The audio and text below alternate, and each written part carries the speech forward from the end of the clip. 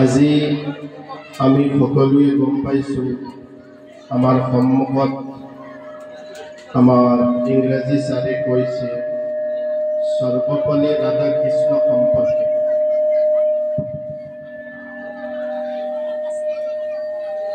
মই এই 5 ছেপ্টেম্বৰ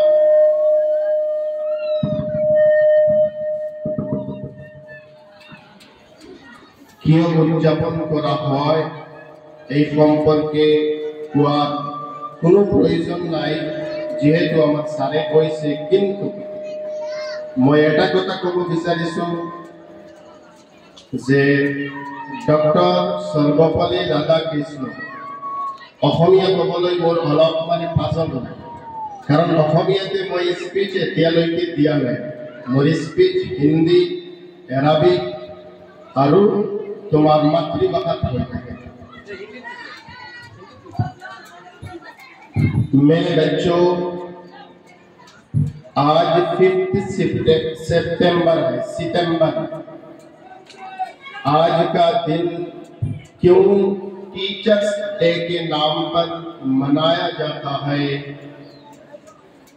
हमारे सामने हमारे सार ने पूरी विस्तार के साथ रख दी, लेकिन डॉक्टर सर्वपल्ली राधाकृष्ण उन्होंने एक ही बात कही थी कि आज का दिन उनका जन्मदिन के तौर पर मनाया जाता था, लेकिन उन्होंने ये खुशी इजहार किया कि अगर इस दिन को टीचर्स डे के तौर पर मनाया जाए तो वो ज्यादा खुश होंगे।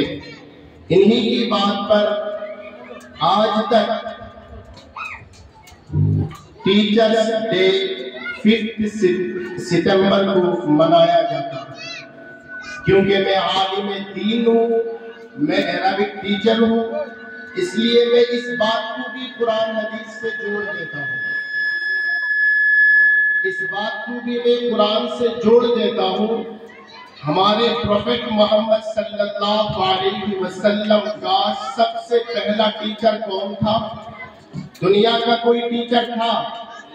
जी, दुनिया का कोई टीचर हमारे प्रोफेट मोहम्मद सल्लल्लाहु अलैहि वसल्लम को नहीं पढ़ाया था। तो उनका फर्स्ट टीचर हजरत जिब्राइल अलैहिस्सलाम था।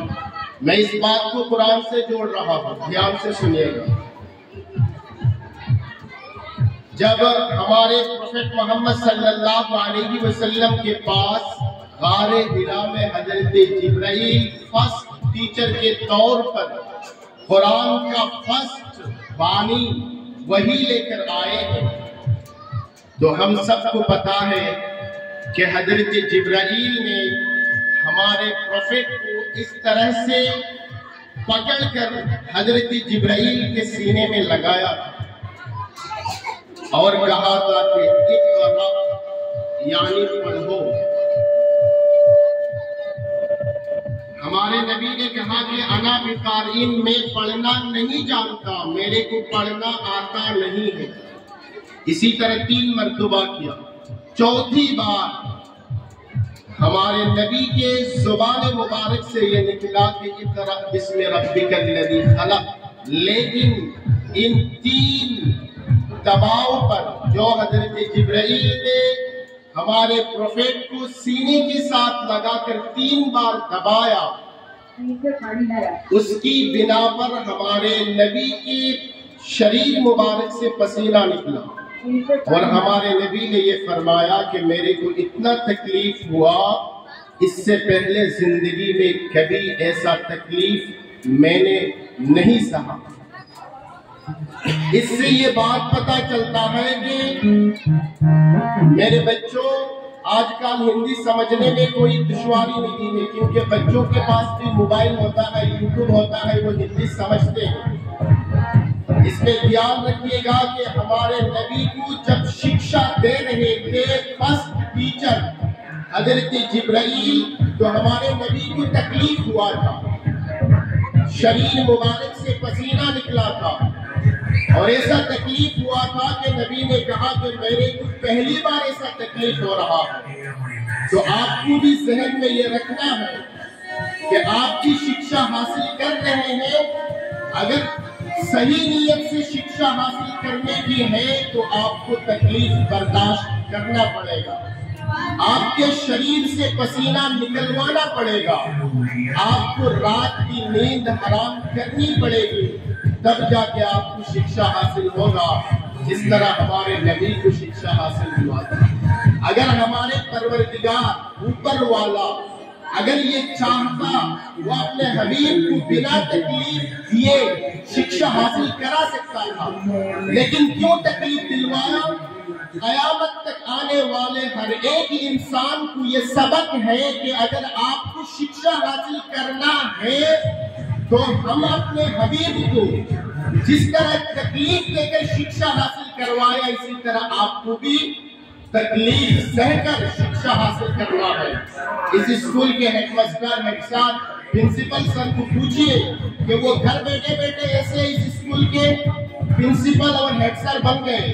نہیں، انہوں نے بھی راتوں کے نیند حرام کیے، تکلیف برداشت کیے، اس کے بعد وہ جا کے اس مقام پر پہنچے گے۔ آخر میں اپنی بات کو ایک شعر کے ساتھ ختم کرتا ہوں۔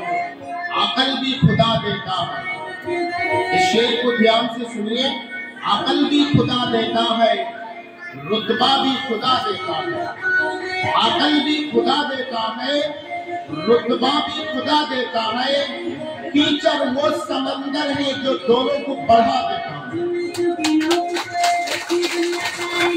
اس شعر